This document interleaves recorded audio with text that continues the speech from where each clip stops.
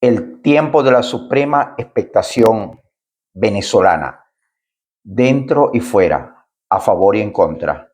El alma nacional venezolana contiene el aliento ante la intensidad de los acontecimientos que se suceden, algunos muy confusos, marchas y contramarchas, se avanza, se retrocede, signos contradictorios, unos dicen algo, otros dicen otro, pero evidentemente que vamos hacia una transición. ¿Hasta dónde va a llegar? ¿Cuáles van a ser los alcances? ¿Qué límites va a tener? Eso solo Dios, los acontecimientos, la misma dinámica lo va a indicar. Mientras tanto, es importante adelantarse a situaciones, procesos que delimitarán la gobernabilidad de Venezuela en los próximos años. Partamos de dos escenarios, porque solo hay dos. El mucho más probable, casi imperdible, que una candidatura opositora, muy probablemente encabezada por María Corina Machado, gane abrumadoramente el poder y prosiga la transición que ya, con signos inconfundibles, ha comenzado el actual interinato. O que en la madre de todas las sorpresas, pasando a capitalizar el proceso de cambio, ella misma convirtiéndose en abanderada de la transición, la doctora Delcy Rodríguez pase a ser un fenómeno electoral y de alguna manera legal, creíble, sin desaparición de actas, sin triquiñuelas, logre ganar la presidencia y en este caso sea reconocida por la oposición y por la escena internacional. Ese segundo escenario es muy difícil, es remoto, pero es indescartable. Política es política. En cualquiera de los dos escenarios hay un factor X, un imponderable, que consiste en la gobernabilidad de la paz social en Venezuela. Imagínense un escenario donde a vuelta de pocos meses todas las bandas y grupos criminales que salieron de Venezuela por la crisis hace varios años se regresen a una Venezuela dolarizada, boyante, próspera y en democracia. ¿Cuáles serían los resultados? Otra crisis de ingobernabilidad, como la que confrontó el sistema democrático de partidos, que yo reivindico, desde hace muchos años, porque es que el fenómeno de la delincuencia, la crisis, la anarquía, es histórica. Comenzó hace muchos años en esos cinturones profundos de miseria, en sistemas de expoliación, de despojo. Por ejemplo, en mi Zulia natal, se volvió una siniestra tradición el desposeimiento patrimonial porque toda familia había perdido por lo menos un vehículo. Era de rigor que le robaran a la gente un vehículo y recuerdo los Toyota Samurai, mi carrito adorado, aparecía en Colombia y la gente lo veía allá e imposible rescatarlo. Y por esa puertica se fueron abriendo las extorsiones, los secuestros, los asesinatos. Y ese fue el iceberg que golpeó al Titanic de la democracia venezolana. La crisis de los partidos políticos venezolanos tuvo que ver mucho con la ingobernabilidad de las zonas populares.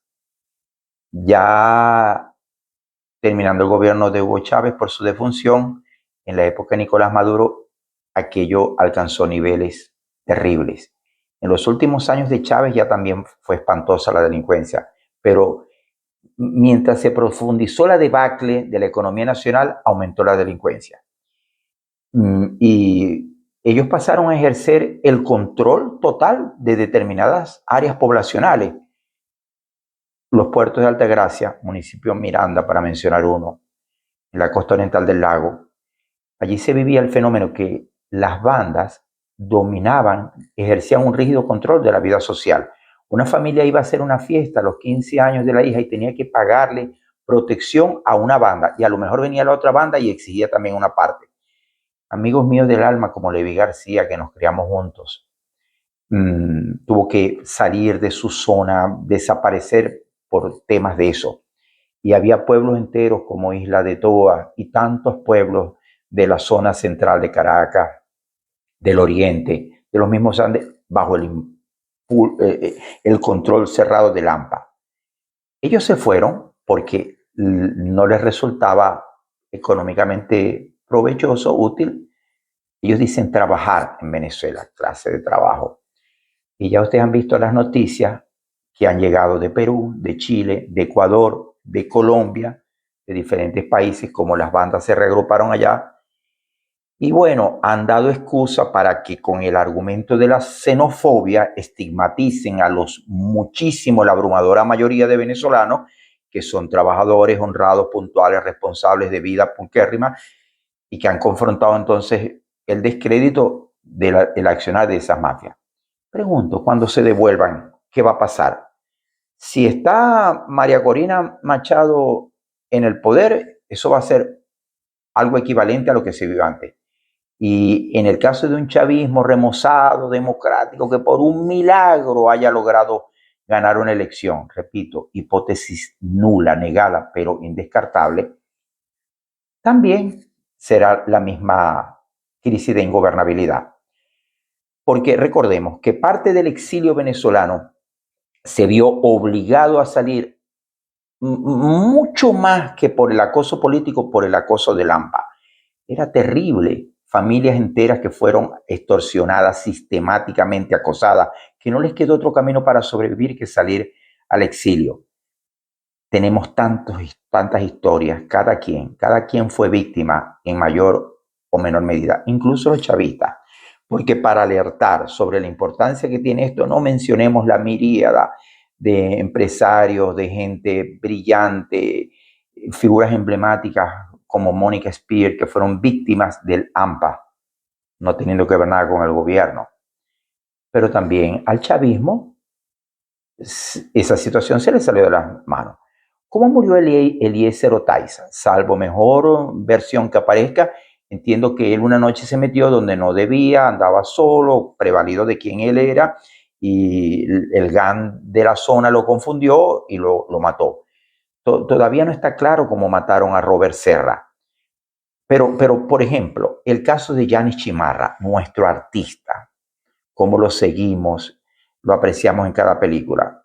Él no era militante chavista, nunca le debió su trabajo ni su supervivencia al gobierno, pero no era un crítico, era una persona que estaba allí sin militar, pero tampoco sin ejercer una labor de oposición. Yanis Chimarra perece en un absurdo atraco, porque es que la delincuencia es una gradiente salida de carril. O sea, empieza así y explota. De mi propia cosecha, una vez hace muchos años, en uno de los tantos atracos que cada cierto tiempo sufría, hubo un muchacho adolescente de 16 años tal vez, que una madrugada en enero del 2002, no olvido la fecha, por cómo estaba Venezuela en esos días, yo llegué a casa de mi hijo mayor y él me asaltó. El muchacho, que era inhábil, montó el revólver y me lo puso aquí en la cara. Era innecesario. Y en ese momento vi la película tantas veces que me he leído en la prensa de un disparo que se va. Mataban hasta sin querer. Ese muchacho, por cierto, tuvo todo un prontuario y finalmente terminó como vivió.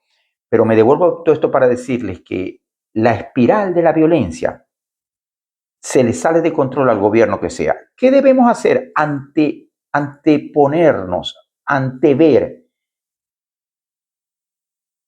ejecutar prospectivamente una política criminológica de Estado?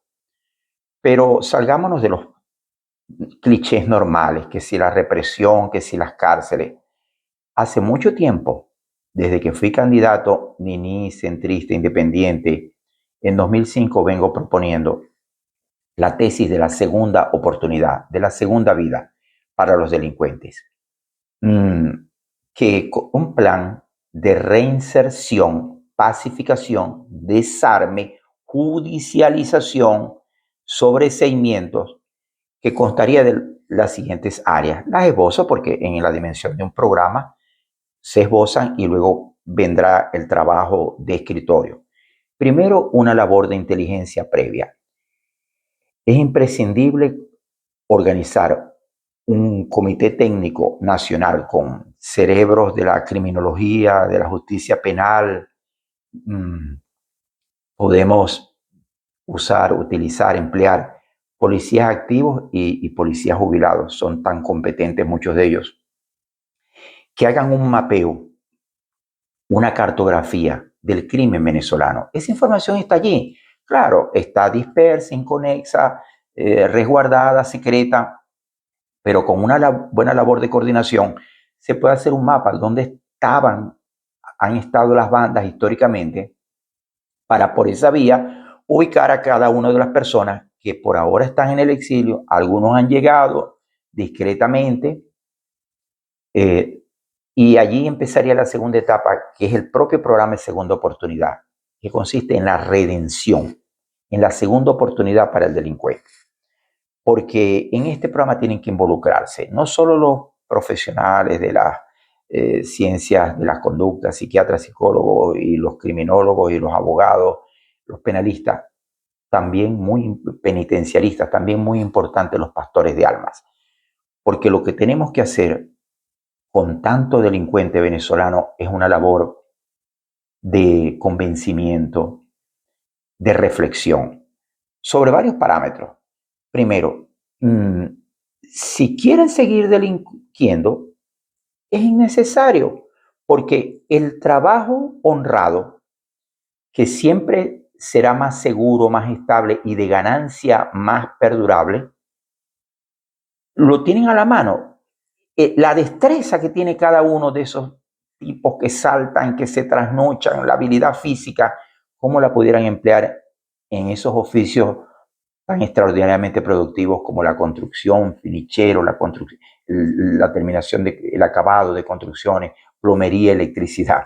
Yo me atrevo a decirle a cualquiera de los que andan por ahí atracando que más bien haga un curso de electricidad para que vea cómo puede bancarizar sus ingresos, aspirar a una vejez tranquila y proteger a su familia. Porque un arista muy importante de este programa va a ser el familiar del delincuente como víctima. Lo hemos visto históricamente como un copartícipe, un encubridor, que no quiere ver lo que hace el hijo, lo que hace el marido, lo que hace el que vive con él. No.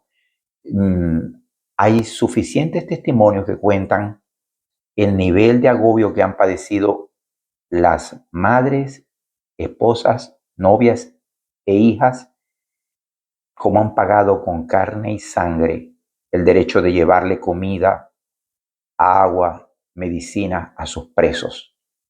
Entonces, manera de proteger a un ser querido que ha tomado el mal camino es que la familia se involucre en abrirle estas oportunidades.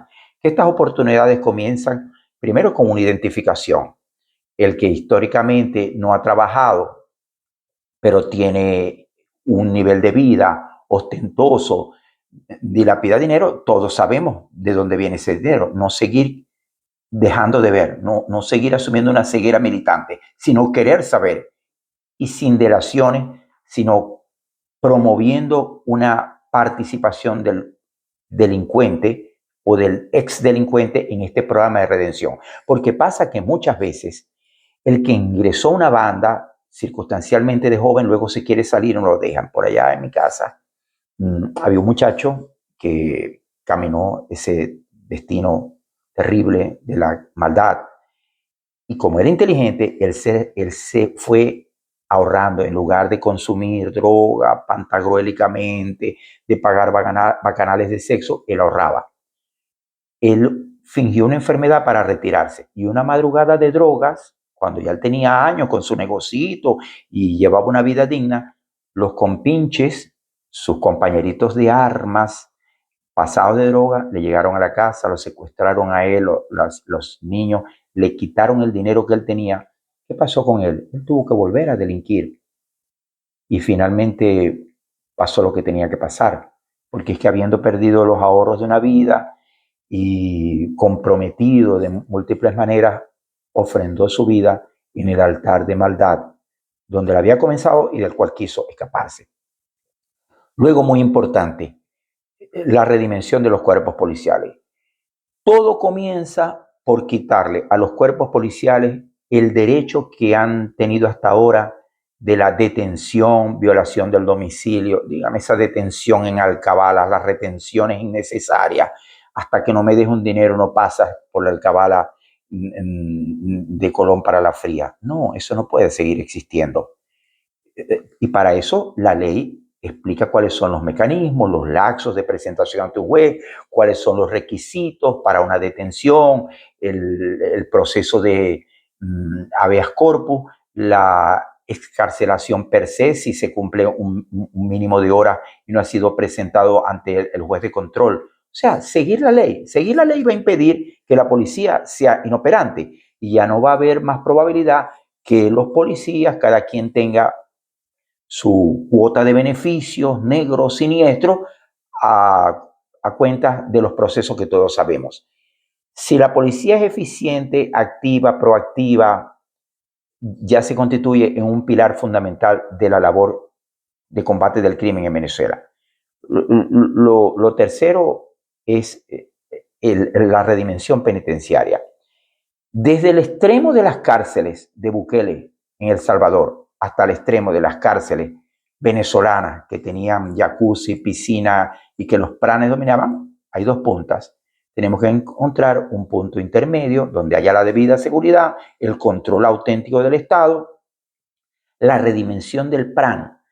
Me he puesto a pensar en el PRAN muchos años, porque es que tú ves a mediana distancia a un PRAN que fue portero en un partido político, luego estuvo en una policía, luego cayó en la cárcel. Pero como ellos son tipos alfa macho dominante, de una inteligencia y una habilidad, unas condiciones físicas, él se le impuso lo demás. Y él de la cárcel salió pacificado, renuente a seguir en el delito y lleva una vida adelante. Me pregunto si ese poder magnético, esa energía física que ellos tienen, no habrá manera de utilizarla en positivo para que sean líderes del orden social en la cárcel, pero sin chuzos, sin meter prostitutas, sin drogas, sin dirigir a distancia las redes criminales. Si la ley se cumple, los reincidentes no van a estar en la cárcel, no les van a estar dando beneficios a los que son un confeso peligro. Únicamente tenemos que seguir las normas del Código Orgánico Procesal Penal, que es una maravilla, porque el código nace en una etapa de transición entre la Cuarta República y el chavismo, tratando de resolver los excesos que había en el antiguo sistema del Código de Enjuiciamiento Criminal. Saltamos de un extremo al otro. Hay que ejercer una mayor protección, una mayor custodia sobre los sujetos peligrosos, porque evidentemente que este es un plan alternativo. Habrá aquel sociópata, psicópata, suicida en el fondo que quiera seguir en el delito. Él, evidentemente que con todo el cerco que se va a hacer de la sociedad activa, participante, porque ahorita mismo me pregunto, si los consejos comunales siguen existiendo, ¿no podrán servir para algo más útil? Esta labor de seguimiento, de control social, que no le permita a nadie ejercer ni extorsión, ni venganza, ni cobro de cuentas personales sobre vecinos. De alguna manera habrá que encontrar un término intermedio para que los consejos comunales de la quinta y las asociaciones de vecinos de la cuarta, que yo me las imagino que van a vivir por algún tiempo, colaboren en esta labor, porque un vecindario, una ciudad, un país libre de delincuencia o seguro es un beneficio para todos. ¿Ustedes se imaginan con solo liberar a Venezuela del yugo de la inseguridad, todo lo que nos viene? Ya se ha anunciado que los norteamericanos van a poder sacar una visa electrónica. En cuanto sea certero, garantizado, inequívoco, que en Venezuela no haya inseguridad, ni crimen, ni secuestro, ni extorsión, ni retención en alcabalas, porque eso es de las primeras cosas que la transición debe acabar. La retención indefinida de civiles, de personas transeúntes en alcabalas. Eso hay que abolirlo de alguna manera ya.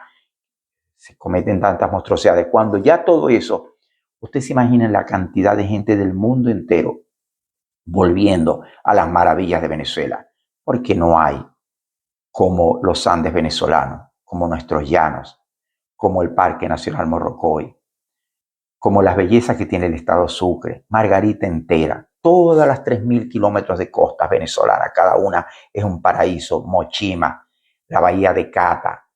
Venezuela entero es una postal turística, y cuando le garanticemos a los extranjeros y a los venezolanos que están en el exilio, que puedan venir de visita, qué mejor lugar para pasar las vacaciones, porque como Venezuela no hay. Pero el primer prerequisito es una Venezuela libre de delincuencia, que comienza de esta manera, con un plan nacional de segunda oportunidad para abrirle una probabilidad a los que caminaron ese camino y quieren salir y deben salir y pueden efectivamente abandonarlo. El delincuente sí tiene formas de redención. Hay tantos casos. También los adictos y todos los que erraron el camino pueden devolverse sobre sus pasos.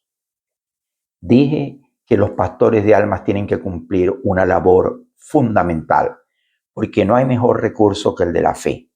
En nuestro caso, la creencia en el Cristo que cambia vidas para redimir y perdonar pecados. Yo me crié en una iglesia muy humilde de barrio.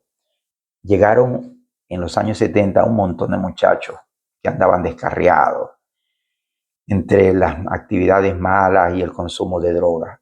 Ellos creyeron en nuestro Señor Jesús. Hoy en día son abuelos. Ninguno ha reincidido, han llevado vidas de provecho, tienen hijos y nietos que son profesionales. Y fue que a tiempo hicieron un cambio de vida por la vía de la fe. Apostemos a la fe. Yo creo también mucho en la cultura. La redimensión que necesita Venezuela debe ser una redimensión educativa, formacional, cultural, que nos liberemos, por ejemplo, del yugo del culto al dinero. Hemos aprendido el verdadero valor del dinero. Dinero para satisfacer los gastos esenciales y dinero para ahorrar.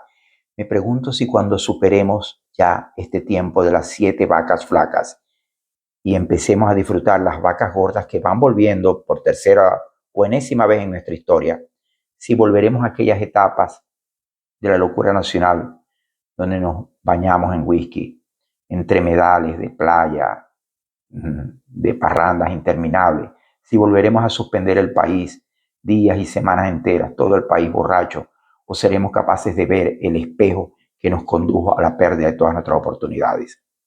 Todo eso comienza por una toma de reflexión, un cambio de actitud ante la vida. Resulta que tenemos al frente un país tesoro, país-tesoro, país premio, que hasta ahorita solo ciertos grupitos comían de la torta. Yo digo que Venezuela es como un jackpot, el premio acumulativo. Va creciendo y mientras no lo cobren va creciendo. Ahora resulta que el petróleo sigue siendo en la segunda década, tercera década ya, del siglo XXI, tan importante como hace 100 años. Y quizás más, porque ahora la economía depende de eso que llaman el espíritu, del optimismo, influenciado a su vez por el valor del petróleo. Si Venezuela tiene la llave mágica de la economía mundial, ¿por qué cobrar las migajitas? Este mensaje va muy en especial a los partidarios, defensores, jurados, aláteres, dirigentes y militantes del régimen. ¿Por qué conformarse con unas migajitas para ustedes, que anden en una camioneta hermosa, que todos en el vecindario los adulen, les sigan atrás, que ustedes sean capaces de cambiar vidas? Si pueden cambiar al país con solo permitir, uno, la democratización, segundo, el respeto a la constitucionalidad, a los derechos humanos, a los valores esenciales de la vida, y la economía abierta de mercado. Ya inmediatamente, ya no solo ustedes van a tener el premio, lo va a tener la familia, porque eso se va a traducir en oportunidades de trabajo. Dígame la economía dolarizada, que insisto en este otro programa. Doctora Rodríguez, atrévase. Fíjese los anteriores ejemplos. Ninguno lamentó haber dolarizado. Ustedes no serían la excepción. Empiece con una dolarización por etapas y vaya profundizándola, que luego el nuevo gobierno la terminará de implementar integralmente. Imagínense entonces los que todavía defienden el ancien régime, lo que se está muriendo ya, si permiten que cambie. Los grandes beneficiarios van a ser ustedes. ¿Por qué resignarse a tener un dinero escondido que hay que disimular cuando ustedes pueden llegar a ser personas y sujetos de bien, que ustedes y sus hijos viajen por el mundo, por Estados Unidos, por Europa, sin miedo a que en cualquier alcabala los detengan y les revoquen la visa o los deporten? Eso no tiene precio, no por ustedes solamente, sino por la familia. Podemos cobrar el premio del jackpot entre todos si apostamos a la reinstitucionalización de Venezuela, básicamente la vuelta a la democracia, el respeto a la constitucionalidad. Esa constitución de 1999 tiene tantos apartes principistas que con solo respetarla, con solo eliminarle las excepciones que le pusieron en este largo tiempo de anarquía promovida, ya inmediatamente volveríamos a un Estado de Derecho, con la probabilidad de incorporar las modificaciones que haga falta. Es cómodo pensar que se va a gobernar la bonanza petrolera. Vean en Guyana lo que está pasando. Pero también hay que gobernar la delincuencia, anteverse a la situación que ellos van a venir. Los vamos a esperar con los pantalones abajo, desarmados. ¿Cuándo llegaron? Yo no sabía. No, estemos prevenidos para eso, pero no una labor sanguinaria, eso de que tanto lo repiten candidatos en algunos países, que el delincuente, el que a hierro mata, a hierro muere. Yo creo, por razones religiosas y de conciencia, y también por el enfoque de la criminología contemporánea, creo en la redención del delincuente. El que no quiera, él mismo escogió su destino. Pero los muchos que sí van a querer son los sujetos de esta propuesta, que debe formar parte de la campaña electoral y que debe iniciarse de alguna manera ya. Hay tanto por hacer, pero hacerlo ya. El próximo gobierno, que debe ser democrático, que va a tener Venezuela, va a estar muy limitado por las demandas salariales. Pues imagínense, el despertar de la democracia va a crear un conjunto de demandas que va a hacer saltar la cajita negra de David Easton día por día. Pero si por lo menos hemos logrado controlar esa clave básica de la supervivencia democrática, que es la paz social, la seguridad, el derecho a viajar, si contenemos la delincuencia, si la eliminamos, vamos a recuperar a Venezuela. Soy de los venezolanos que reivindica, que vivió la vida entera en una carretera. Todas mis vacaciones y mis fines de semana eran en una carretera. Carreteras donde nos podíamos dormir a la orilla del camino, en las gasolineras, hasta en las alcabalas. Todo eso se acabó después. Podemos volver allí. Que Venezuela entera es un huerto del Edén. Venezuela entera es algo que el mundo entero, especialmente ahora, va a querer venir a conocer. Nuestra tierra prometida, la tierra donde fluye leche y miel. Hemos andado por tantos países buscando una segunda oportunidad. Tan difícil, solo unos poquitos lo logran, la inmensa mayoría tiene todo en contra. Pero resulta que estoy viendo la bondad de Dios como que nos quiere dar la segunda oportunidad y la tierra prometida aquí mismo en la Venezuela donde nacimos. Que los espero en la próxima edición de esta serie sobre tesis para Venezuela, en la cual seguiremos analizando propuestas de índole legal, político, criminológico y básicamente cultural, también espiritual, para la reinvención, el comenzar con paso firme a caminar de nuevo en una Venezuela plural, tolerante, donde quepamos todos, habiendo abjurado de los errores, excesos del pasado y dispuestos a disfrutar el premio grande, el jackpot, un país absolutamente rico que no tiene derecho a que unos vivan en miseria, a que unos vivan asaltando a los otros, a que unos vivan de arrinconar, controlar, a que otros vivan presos. No, aquí basta lo que Dios nos dio para que todos vivamos en paz, abundancia y equilibrio con los demás. Hasta la próxima vez de este espacio.